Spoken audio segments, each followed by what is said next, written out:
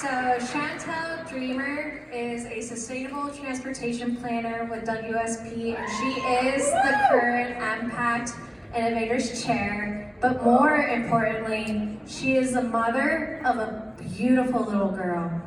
And she is an earth lover. She has served our country as a veteran and an overall amazing human being.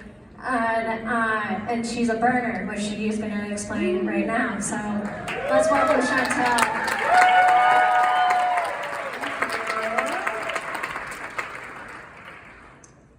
Well, shit, folks. Just when we thought we were out of the weeds with these pandemics, boom, more than half of us are hit with another doozy. No, I'm not talking about the one that hoarded all the toilet paper. This one's even sneakier. It's practically silent, but it's deadly.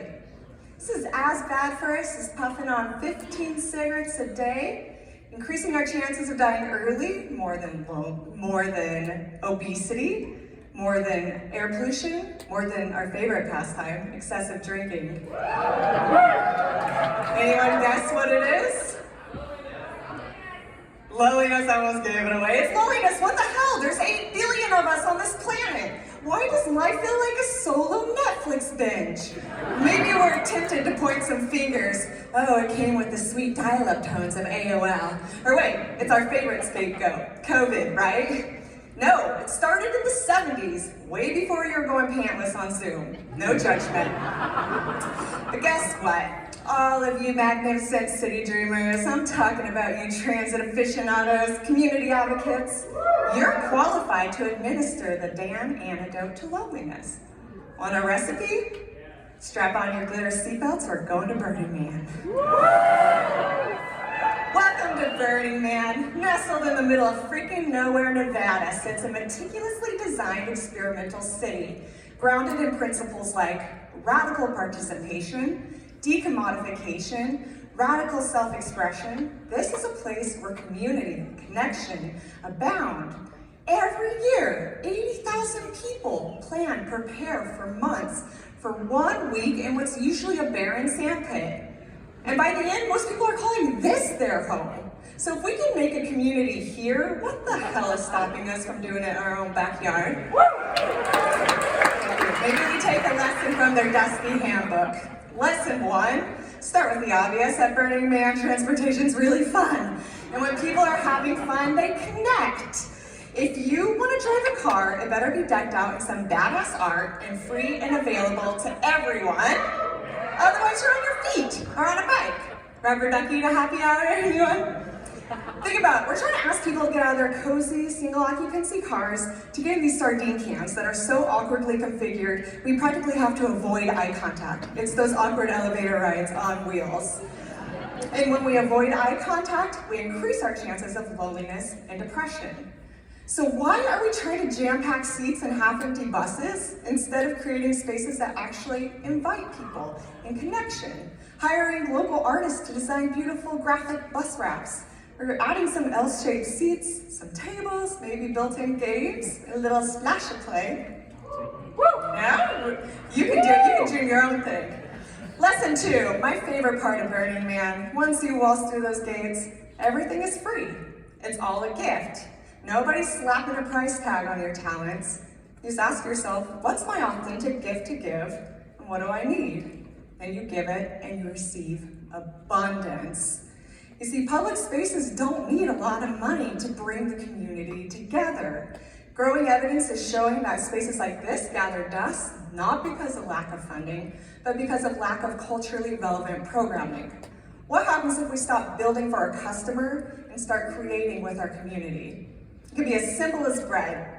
Take this RV Burgess Park in Toronto, for example. This was a dilapidated lawn transformed into a beautiful, diverse cultural hub. Why? The city listened to this badass Indian mom who said her and her girls needed a tandoor oven in the park to make some bread. They made space for radical participation, and they got radical self-expression. And this is when our cities start to feel like our homes, when we imbue them with the essence of our culture. This is also how we know how to find our kindred spirits. Lesson 3 is give your community a damn canvas. I just want to be clear, okay? Slapping movable chairs on concrete isn't really activation. Long jury services aren't really community outreach. You know it, you feel it when you're there, because an essence of a space mirrors the participation of its community.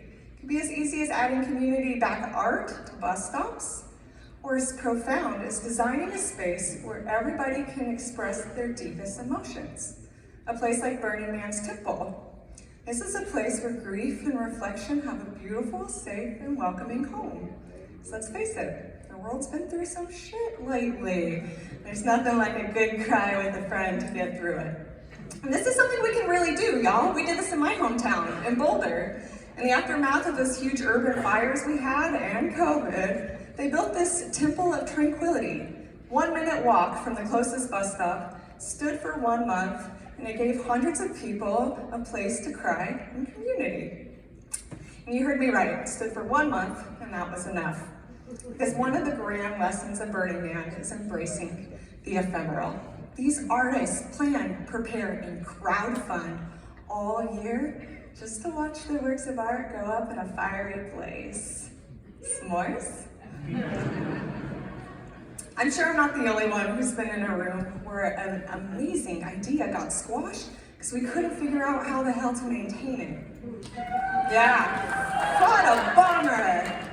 But when we're basking in the abundance of community co-creation, we can let go of our obsession with permanence and let our cities do what they do best, evolve. Now I know this is churning in some of y'all's stomachs. I can see it. After all, scarcity is practically the middle name of our industry. But as somebody who's experienced childhood homelessness, I'm going to let you in on one of my most profound insights. Scarcity only exists in disconnection. In this intricate mosaic of life, amid the ever-changing landscapes of city, there is an eternal truth that stands, our inherent need for connection. When we measure our success, not only in the seeds we fill, but in the authentic human bonds we cultivate, we stand in awe as we witness the gifts of each individual culminate in a tapestry of unparalleled beauty.